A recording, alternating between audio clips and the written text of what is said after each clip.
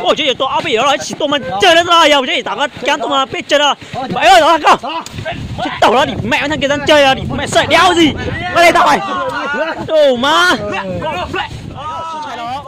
sai rồi, chỉ có tụi mà chơi là thôi, hả? Bây giờ tụi tôi muốn đánh là nó bé lùi á, sao mày chắc là mở tàu bé mở cái giờ, con này, bé mở tàu lên tàu bé cho em, tàu lên được. Nó mới bây giờ em rồi là mấy ba lưỡi cho nhất tao. Bây giờ là con à. Bây giờ em nhất tao, bây giờ bởi lên cái thằng tao bây giờ em tao. Bây giờ lấy á. Lấy á thôi mà lấy á hay sao? Đó tôi gió bây giờ làm tàu bây giờ em là xin đâu hay. Muốn chứ mà hôm bây giờ tao tua. Tao qua cái sự mà không dùng rồi đó bây giờ tàu bây giờ em là mà tôi tao nó bây giờ mấy ba mà cái trong bây giờ em tàu với tụi em ta tạo một phương nào mình biến rồi mà nó hay.